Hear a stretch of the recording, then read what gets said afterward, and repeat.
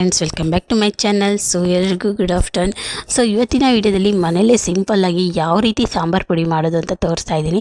So ತುಂಬ ವರ್ಷಗಳಿಂದ ಮನೆಯಲ್ಲೇ ಇಟ್ಕೊಂಡು ಸ್ಟೋರೇಜ್ ಮಾಡ್ಕೊಂಡು ಅಂಥ ಸಾಂಬಾರು ಪುಡಿ ಹೊರಗಡೆ ತರೋದ್ರಿಂದ ಮನೇಲೇ ಸಿಂಪಲ್ಲಾಗಿ ಈ ರೀತಿ ಮಾಡ್ಕೊಂಡು ನೋಡಿ, ತುಂಬಾ ಟೇಸ್ಟ್ ಚೆನ್ನಾಗಿರುತ್ತೆ. ಸೊ ನಾನಿಲ್ಲಿ ಅರ್ಧ kg ಧನಿಯಾ ತೊಗೊಂಡಿದ್ದೀನಿ. ಸೊ ಅದನ್ನು ಚೆನ್ನಾಗಿ ಫ್ರೈ ಮಾಡ್ಕೋಬೇಕು. ಚೆನ್ನಾಗಿ ಫ್ರೈ ಮಾಡ್ಕೊಳ್ಳೋದ್ರಿಂದ ತುಂಬಾ ಚೆನ್ನಾಗಿರುತ್ತೆ, ಟೇಸ್ಟ್ ಕೂಡ ಅಷ್ಟೇ. ಜೊತೆಗೆ 3-4 ದಿನ ಬಿಸಿಲಲ್ಲಿ ಒಣಗಿಸಿ ಚೆನ್ನಾಗಿ ಮೆಣಸಿನ್ಕಾಯಿನೆಲ್ಲ ಚೆನ್ನಾಗಿ ಒಣಗಿಸ್ಕೋಬೇಕು.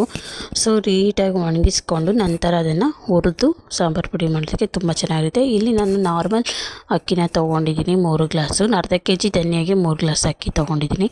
ಸೊ ಅಕ್ಕಿನೂ ಕೂಡ ಅಷ್ಟೇ ತುಂಬ ಬ್ರೌನ್ ಶೇಪ್ ಬರಬೇಕು. ಬ್ರೌನ್ ಶೇಪ್ ಬರೋವರೆಗೂ ಫ್ರೈ ಮಾಡ್ಕೊಳ್ಳಿ. ಸೊ ಚೆನ್ನಾಗಿ ಫ್ರೈ ಮಾಡಿಕೊಂಡು ನಂತರ ಹೆಸ್ರು ಕಾಳು ಕೂಡ ಅಷ್ಟೇ 1/4 kg ಹೆಸ್ರು ಕಾಳನ್ನ ತೊಗೊಂಡಿದ್ದೀನಿ. ಸೊ ಇದನ್ನು ಕೂಡ ಅಷ್ಟೇ ತುಂಬಾ ಚೆನ್ನಾಗಿ ಫ್ರೈ ಮಾಡ್ಕೋಬೇಕಾಗುತ್ತೆ. ಕಂದು ಬಣ್ಣ ಬರೋವರೆಗೂ ಚೆನ್ನಾಗಿ ಫ್ರೈ ಮಾಡ್ಕೊಳ್ಳಿ. ನಾವು ಎಷ್ಟು ಚೆನ್ನಾಗಿ ಹಸಿ ಕಾಳಲ್ಲಿ ಸ್ಮೆಲ್ಲೆಲ್ಲ ಹೋಗೋವರೆಗೂ ಹುರ್ಕೊತೀವೋ ಅಲ್ಲಿವರೆಗೂ ತುಂಬಾ ಚೆನ್ನಾಗಿರುತ್ತೆ ಟೇಸ್ಟ್ ಕೂಡ. ಸೊ ನೀಟಾಗಿ ಫ್ರೈ ಮಾಡ್ಕೊಳ್ಳಿ. ಸೊ ನೀಟಾಗಿ ಫ್ರೈ ಮಾಡ್ಕೊಂಡು ನಂತರ ಅದನ್ನ ಒಂದು ಪಾತ್ರೆಗೆ ಹಾಕ್ಕೊಂಡು ನಂತರ ಕಡಲೆಕಾಳು ಅಷ್ಟೇ, ನಾನು ಇಲ್ಲಿ 1/4 kg ಕಡಲೆಕಾಳು ತೊಗೊಂಡಿದ್ದೀನಿ. ಸೊ ಇದು ಅಷ್ಟೇ ತುಂಬ ಚೆನ್ನಾಗಿ ಫ್ರೈ ಮಾಡ್ಕೋಬೇಕು.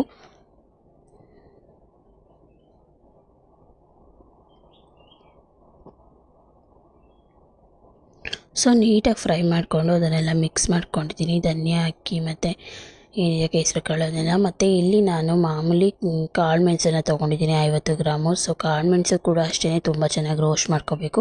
ಸೀದೋಗೋವರೆಗೂ ಮಾತ್ರ ರೋಸ್ಟ್ ಮಾಡಿಬಿಡಿ, ಸ್ವಲ್ಪ ಲೈಟಾಗಿ ರೋಸ್ಟ್ ಮಾಡ್ಕೊಳ್ಳಿ. ಮತ್ತು ಲವಂಗ ಕೂಡ 50 ಗ್ರಾಮ್ ತೊಗೊಂಡಿದ್ದೀನಿ ನಾನಿಲ್ಲಿ. ಸೊ ಲವಂಗ ಕೂಡ ಅಷ್ಟೇ ಫ್ರೈ ಮಾಡ್ಕೋಬೇಕು, ತುಂಬ ಟೇಸ್ಟಿಯಾಗಿ ಬರುತ್ತೆ. ಸೊ ಇವನ್ನೆಲ್ಲ ಫ್ರೈ ಮಾಡಿ ಹಾಕೊಳ್ಳೋದ್ರಿಂದ ತುಂಬ ದಿನದಿಂದ ಬಾಳಿಕೆ ಬರುತ್ತೆ. ಜೊತೆಗೆ ತುಂಬ ವರ್ಷಗಳಿಂದ ಅದನ್ನು ಸ್ಟೋರ್ ಮಾಡಿ ಇಟ್ಕೋಬೋದು. ಬಿಸಿಲಿಗೆಲ್ಲ ಹಾಕಿ ಚೆನ್ನಾಗಿ ಒಣಗಿಸಿ ನಂತರ ಅದನ್ನು ಹುರಿದು ಮಾಡ್ಕೊಳ್ಳೋದ್ರಿಂದ ತುಂಬ ದಿನ ಬಾಳಿಕೆ ಬರುತ್ತೆ. ಸೊ ಇದು ಕೂಡ ಅಷ್ಟೇ. ಗಸಗಸೆನೂ ಕೂಡ 50 ಗ್ರಾಮ್ ತೊಗೊಂಡಿದ್ದೀನಿ. ಸೊ ಗಸಗಸೆನೂ ಕೂಡ ತುಂಬ ಚೆನ್ನಾಗಿ ಫ್ರೈ ಮಾಡ್ಕೋಬೇಕು, ಬ್ರೌನ್ ಶೇಪ್ ಬರೋವರೆಗೂ ನೀಟಾಗಿ ಫ್ರೈ ಮಾಡಿಕೊಂಡು ಅದನ್ನು ಆ್ಯಡ್ ಮಾಡ್ಕೊಳ್ಳಿ. ಮತ್ತು ನಾನಿಲ್ಲಿ ಚಕ್ಕೆನ ಚೆಚ್ಚಿ ಹಾಕ್ಕೊಂಡಿದ್ದೀನಿ. ಇದು ಒಂದು 50 ಗ್ರಾಮ್ ಚಕ್ಕೆ ತೊಗೊಂಡಿದ್ದೀನಿ. ಸೊ ಇದು ಕೂಡ ಅಷ್ಟೇ ಫ್ರೈ ಮಾಡ್ಕೋಬೇಕು, ಹಸಿ ಸ್ಮೆಲ್ ಹೋಗೋವರೆಗೂ ಸ್ವಲ್ಪ ಫ್ರೈ ಮಾಡ್ಕೊಳ್ಳಿ. ಸೊ ಚಕ್ಕೆ ಎಲ್ಲ ಚೆನ್ನಾಗಿ ಫ್ರೈ ಆದ ನಂತರ ಜೀರಿಗೆ ಕೂಡ ಚೆನ್ನಾಗಿ ಫ್ರೈ ಮಾಡ್ಕೊಳ್ಳಿ. ಸೊ ಅದು ಕೂಡ ಅಷ್ಟೇ ತುಂಬ ಚೆನ್ನಾಗಿ ಫ್ರೈ ಮಾಡ್ಕೋಬೇಕು. ಸೊ ಜೀರಿಗೆ ಎಲ್ಲ ಚೆನ್ನಾಗಿ ಫ್ರೈ ಮಾಡಿಕೊಂಡು ನಂತರ ಸಾಸಿವೆ ಕೂಡ 50 ಗ್ರಾಮ್ ತೊಗೊಂಡಿದ್ದೀನಿ. ಸೊ ಸಾಸಿವೆ ಕೂಡ ಫ್ರೈ ಮಾಡ್ಕೋಬೇಕು. ಸಾಸಿವೆ ಎಲ್ಲ ಚೆನ್ನಾಗಿ ಫ್ರೈ ಮಾಡ್ಕೊಡೋದ್ರಿಂದ ತುಂಬ ಚೆನ್ನಾಗಿ ಟೇಸ್ಟ್ ಕೂಡ ಕೊಡುತ್ತೆ. ಸೊ ನೀಟಾಗಿ ಫ್ರೈ ಮಾಡ್ಕೊಳ್ಳಿ. ಸೊ ತುಂಬ ಸೀದಿಸಬೇಡಿ, ಸಾಸಿವೆ ಎಲ್ಲ ಚೆನ್ನಾಗಿರಲ್ಲ. ನೀಟಾಗಿ ಫ್ರೈ ಮಾಡ್ಕೊಳ್ಳಿ. ನಿಮ್ಗೆ ಎಷ್ಟು ಬೇಕೋ ಅಷ್ಟು. ನಾನಿಲ್ಲಿ 50 ಗ್ರಾಮ್ ಸಾಸಿವೆ ತೊಗೊಂಡಿದ್ದೀನಿ.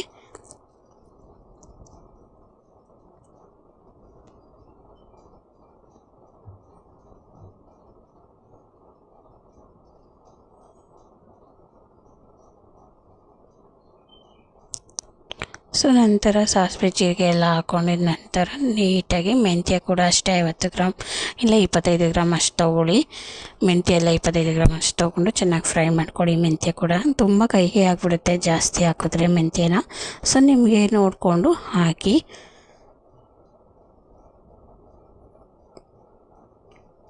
ಸೊ ಮೆಂತ್ಯ ಎಲ್ಲ ಹಾಕೊಂಡ ನಂತರ ಅರಿಶಿನ ಕೊಂಬು ಅಷ್ಟೇ ಹುರಿದು ಹಾಕ್ಕೊಳ್ಳಿ. ಅರಿಶಿನ ಕೊಂಬು ನಾನು ವಿಡಿಯೋ ಮಾಡೋಕ್ಕಾಗಲಿಲ್ಲ.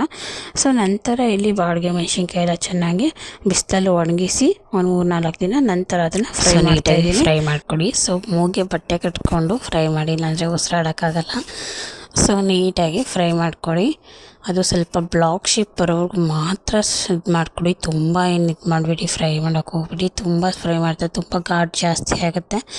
ಸೊ ಹಾಗೆ ಬಾಡಿಗೆ ಮೆಣಸಿನ್ಕಾಯಿ ಆಯಿತು, ಖಾರದ ಮೆಣಸಿನ್ಕಾಯಿ ಕೂಡ ಫ್ರೈ ಮಾಡ್ಕೊತಾ ಇದ್ದೀನಿ. ಸೊ ಸೇಮ್ ಅಷ್ಟೇ. ಸೊ ಯಾಕೆ ಅಂದರೂ ಮೆಣಸಿನ್ಕಾಯಿ ಘಾಟು ಗೊತ್ತೇ ಇದೆಲ್ಲ ಎಷ್ಟು ಘಾಟಿರುತ್ತೆ ಅಂತ. ಸೊ ಅದಕ್ಕೇ ಸ್ವಲ್ಪ ನೋಡಿಕೊಂಡು ಮಾಡ್ಕೊಳ್ಳಿ. ಲಾಸ್ಟಲ್ಲಿ ಮಾಡ್ಕೊಳ್ಳೋದು ತುಂಬ ಒಳ್ಳೆಯದು ಮೆಣಸಿನ್ಕಾಯಿನ ಈ ಎಲ್ಲ ಐಟಮ್ಗಿಂತ.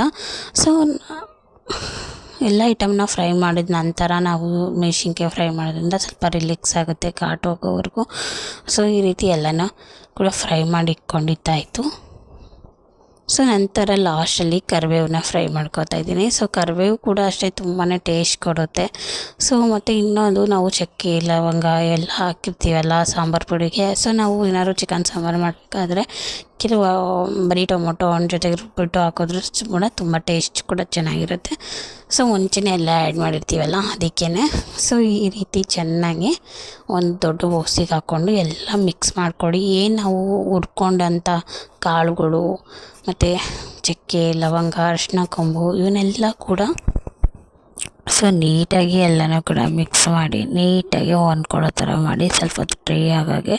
ಸೊ ಡ್ರೈ ಆಗಿದ ನಂತರ ಸ್ವಲ್ಪ ಹೊತ್ತೋಗಿ ಮಿಲ್ ಮಾಡಿಸಿ ತುಂಬಾ ಚೆನ್ನಾಗಿ ಬರುತ್ತೆ. ಸೊ ಸ್ವಲ್ಪ ಉಗುರು ಬೆಚ್ಚಗಷ್ಟು ಇದ್ದಾಗ ಹೋಗಿ ಮಿಲ್ ಮಾಡಿಸ್ಕೊಬನ್ನಿ. ಸೊ ಸಾಂಬಾರು ಪುಡಿ ಕೂಡ ಅಷ್ಟೇ ತುಂಬಾ ಉದುರಾಗಿ ಚೆನ್ನಾಗಿ ಬರುತ್ತೆ. ಜೊತೆಗೆ ಈ ಸಾಂಬಾರು ಪುಡಿನ ನಾವು 1.5 ವರ್ಷ ಇಲ್ಲ 2 ಇಯರ್ಸ್ವರೆಗೂ ಜನ ಕಮ್ಮಿ ಇದ್ದರೆ 1 2 3 ಜನ ಮನೇಲಿದ್ದೀವಿ ಅಂದರೆ 1.5 ವರ್ಷವರೆಗೂ ಬರುತ್ತೆ. ತುಂಬ ಜನ ಇದ್ದಾರೆ ಅಂದರೆ 1 ವರ್ಷ 6 ತಿಂಗಳವರೆಗೂ ಬರುತ್ತೆ ಸಾಂಬಾರು ಪುಡಿ. ಅಂಗಡಿ ಸಾಂಬಾರು ಪುಡಿಗಿಂತ ಈ ಸಾಂಬಾರು ಪುಡಿ ತುಂಬಾ ಟೇಸ್ಟಿಯಾಗಿರುತ್ತೆ.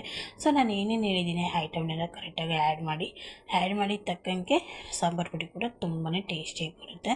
ಸೊ ನೀವು ಇಲ್ಲಿ ಎಷ್ಟು ಚೆನ್ನಾಗಿ ಈ ಐಟಮ್ನ ಒಂದು ಮಿಕ್ಸ್ ಮಾಡದೆ ಹಾಕ್ತಿರೋ ಅಷ್ಟು ಚೆನ್ನಾಗಿ ಸಾಂಬಾರು ಪುಡಿ ಚೆನ್ನಾಗಿ ಬರುತ್ತೆ. ಸೊ ಅದನ್ನು ಮಿಲ್ ಮಾಡಿಸ್ಕೊಬಂದಿದ್ದಾಯಿತು. ಸೊ ಮಿಲ್ ಮಾಡಿಸ್ಕೊಬಂದ್ಮೇಲೆ ಅಲ್ಲಿ ನಮ್ಮಮ್ಮನೇ ಅದನ್ನು ಮಾಡಿಕೊಟ್ಟಿದ್ದು. ಸೊ ಅದನ್ನೆಲ್ಲ ನೀಟಾಗಿ ಸೀಟು ಎಲ್ಲ ಬಾಕ್ಸಲ್ಲಿ ಇತ್ತಲ್ಲ, ಸೊ ಅದನ್ನೆಲ್ಲ ನೀಟಾಗಿ ಕಲಸಿಕ್ತಾ ಇದ್ದಾರೆ ಎಲ್ಲಾದರೂ. ಅದನ್ನು ನೀಟಾಗಿ ಕಲಿಸ್ಬಿಟ್ಟು ನಂತರ ಕವರ್ ಮೇಲೆ ಡ್ರೈ ಆಗೋಕ್ಕೆ ಬಿಟ್ಟಿದ್ದೀವಿ. ಸೊ ತಣ್ಣಗಾದ್ಮೇಲೆ ಅದನ್ನು ಒಂದು ಸ್ಟೀಲ್ ಬಾಕ್ಸ್ಗೆ ಸ್ಟೋರ್ ಮಾಡ್ಕೊಳ್ಳಿ. 1.5 ವರ್ಷ ತನಕ ಬರುತ್ತೆ. ಸೊ ಈ ವಿಡಿಯೋ ನಿಮ್ಗೆ ಇಷ್ಟ ಆದರೆ ಪ್ಲೀಸ್ ಲೈಕ್ ಮಾಡಿ, ಶೇರ್ ಮಾಡಿ, ಸಬ್ಸ್ಕ್ರೈಬ್ ಮಾಡ್ಕೊಳ್ಳಿ. Thank you for watching.